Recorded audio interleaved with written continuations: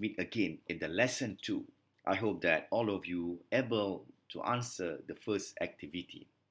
In the lesson 2, we are going to focus on the management on wakaf. Before that, those who are hearing my sharing in this session 2, my name is Dr. Anwar bin Alapiche from School of Management, University Science, Malaysia. Participant of wakaf. Participant of wakaf is very important information that we need to understand. At the moment that there are various type of instruments that offer a similar objective with wakaf. However, there are specific information that we need to understand about the uniqueness of wakaf compared to other instruments. There are three main components that we need to understand, or the individual, institutions, or even a country that can be involved in the wakaf. For examples, that the first three main importance participant of wakaf is number one is the founder. The founder, or some of the study use the terminology of donor or wakif, which that have a similar term referring to the person who declares his or her asset of wakaf for wakaf purpose. There are some conditions that donor to fulfill, such as the donor must be in full possession of his physical and mentally when he or she declare, be of age or not a slave, means there is a free man. Then the person also have unrestricted ownership for the particular asset which donors or donate for wakaf. Furthermore, the donor has specified its intention or his or her objective, whether the donated asset is for specific or general. Wakaf or normally agreement is made in writing, or sometimes it is orally declaration also allowed, but writing is to avoid conflict or misunderstanding in the future and also for documentation purposes. The second participant of wakaf is the beneficiary. The beneficiary of wakaf are another important party who are stated in the wakaf agreement, which can be general public or specific group of the recipient, such as family. Founder of the wakaf contribution will determine the beneficiary. The trustee is the responsible to channel the contribution of wakaf to the specified beneficiary that declared by the founder. The beneficiary will continuously receiving the benefit as long as he or she is still qualified to receive the benefit as stated in wakaf agreement. Beneficiary also have passive role like donor, or fundamentally the trustee will govern the asset of the donor, will channel the assigned asset to the beneficiary. The right of the beneficiary possesses in the detailed information of the wakaf asset which the trustee has to consult and advise to the beneficiary. For example, beneficiary have to aware the information that's stated in wakaf agreement, including the action and decision of the trustee. The third main participant of the wakaf, which is the trustee, or but this terminology trustee is popularly being used in most of the academic writing refers to mutawali. Compared to other instrument, the only instrument that give high respect or responsible in this wakaf is called the trustee or mutawali. The trustee is a person who appointed by the donor to manage the assigned asset for the benefit of the beneficiary. The managers are given sole authority to manage the administration of wakaf asset, and any decision taken by the manager must be within the Islamic law and made for a common good.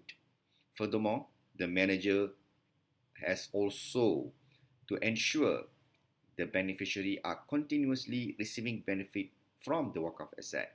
In current situation, the task trustee is passed to group of people such as entity rather than an individual. The duties that hold by the managers are safeguarding the asset, collection of wakaf income, and channel the income into the beneficiary. In the next sharing, I would like to share about the practical of wakaf in Malaysia. We're going to see the stage of wakaf was during or pre of the colonial, during the colonial, and the post-colonial, which is the independence of Malaysia. So this is the information or sharing in the history shows that how wakaf has been practiced pre-colonial period of Malaya. Hapsi and Hotman 1998 says that the introduction of Islam in Malaysia occurred in the 50th century during the ascendancy of the Sultanate of Malacca. In this popular period, that some historians recognize that this is due to the fact that Islam is starting to spread rapidly in this region at this time. Kampung Hulu Mosque in Malacca, Sultan Abu Bakar Mosque in Johor, as well as Kampung Laut Mosque in Kelantan can be treated as some early example wakaf-based asset that can be recognized since the pre-colonial period of Malaya. It is noted that the first codified law relating to wakaf in Malaysia was enacted in Pahang Law, which is in 1696, under the rule of Sultan Abdul Ghafur. The previous author, which is signed in 1994, also says that the provision of wakaf is under the section of 42 on which the Shafi'i school of thought is followed. However, there were no provision of wakaf in other Malay legal digests such as the Hukum Kanun Melaka, the 99 Law of Perak, Johor Legal District and Kedah Legal District. Although this law, there are other provisions pertaining to religious matters such as criminal law, property laws and transaction. Since the advent of Islam in Malaysia, the creation of wakaf became general practice among the Muslims. In next slide, we're going to see what is the practice of wakaf and how the wakaf during the colonial period of Malaysia. The practice of wakaf continued to exist even during the occupation of European and the Japanese. The occupation of Malaysia or Malaya was started by Portuguese in 1511 until 1641 and continued during the period of Dutch in 1801 and British were occupied Penang in 1796 and thereafter continued to occupy other states. The period occupation was interrupted in 1942 due to the Second World War. At that time, we find that Japanese took control of Malaya and surrendered Malaya to British in 1945. And the British colonial ended up in the independence of Malaya. Based on the past documentation of wakaf, it seems that during the colonial period of Portuguese and Dutch period as well as Japanese, there are no significant development of wakaf. However, the occupation of British Malaya period, the creation of wakaf was widespread and encouraging. British employed secular policy during the occupation and the Malay felt that there is the need to protect and safeguard the religious rights. This situation has encouraged practicing of wakaf and it is noted most of the wakaf was contributed for building mosque and surau. During the post-independence of Malaysia, on 31st August 1957, the Federation of Malaya became an independent country and known as Malaysia. The practice of wakaf still continued to exist in Malay community. After the independence, the administration of wakaf is fully under the control State Islamic Religious Council, who had been appointed as the trustee for its management.